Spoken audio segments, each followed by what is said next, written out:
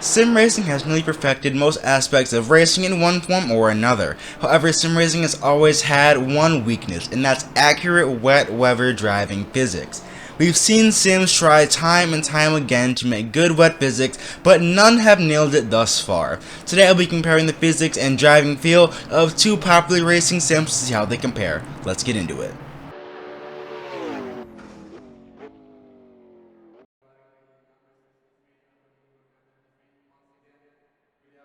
When driving the two sims, you'll notice one major difference right away, and that's in the levels of grip.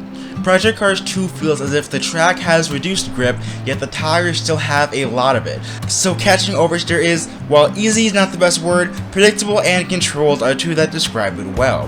For many cars like the Formula Renault 3.5, sliding a car is a fast way to get through the corner as there is such a lack of grip, yet there is still plenty of grip at the same time.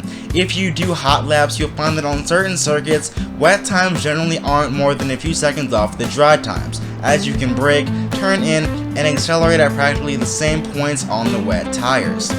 On ACC, there is a noticeable lack of grip in both the tires and the track.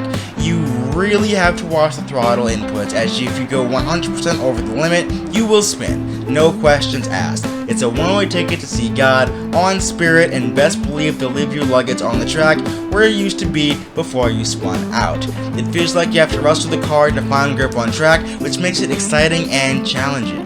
When the car steps out, correcting oversteer is more of a precise and challenging act than in Project Cars 2. To get the car going straight again is not easy, as you do not have the grip in the tires that you do have in PC2. It's also a lot scarier to correct slides in ACC.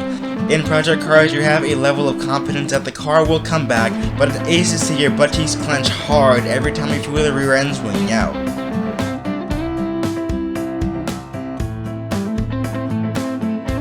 The AI in both sims are vastly different in behavior and skill in the wet. In Project Cars 2, the AI are extremely unpredictable, even more so than usual, not to mention extremely slow.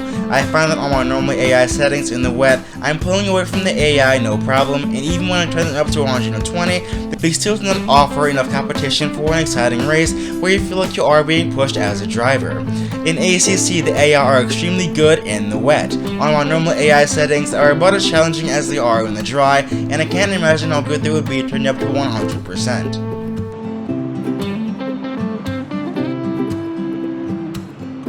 Another major difference between the two sims is the way that the puddles feel.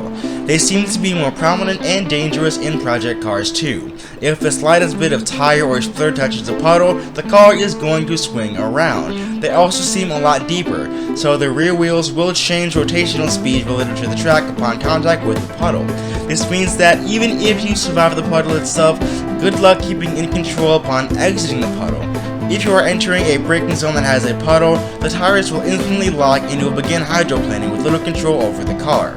In Assetto Corsa Competizione, the puddles don't feel as destructive as they do in Project Cars 2. If you hit one, you will still have to fight the steering to keep the car in check, but not as much as in Project Cars.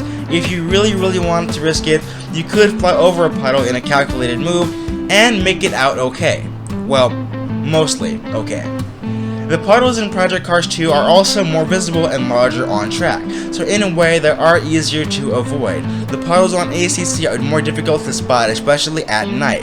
They also have different positions and prominences on track. To demonstrate this, I did a lap of Brands Hatch in both ACC and Project Cars 2 to show the differences on track in the highest wet setting. In most cases, the puddles in Project Cars 2 are larger and more visible than in Assetto Corsa Competizione. For example, in Project Cars 2 there is a massive puddle at the bottom of turn 1, while in ACC there is practically no puddle at all. This trend is present throughout the entire track. On some corners there's a puddle on one game, while not in the other. And on occasions where there are puddles in both titles, it's almost always Project Cars 2 where it's more visible and more prominent on track. Let me know if there's any differences that you've noticed between the two titles that I have forgotten to mention in this video. If you have any other comments, questions, or anything to say in general, be sure to let me know in the comments down below. Anyways, it's going to be all from me today. You can find me on Twitch and Twitter down below. Be sure to stay safe, stay happy, stay positive, and stay healthy. This has been me, signing off. See you in the next one, and peace out.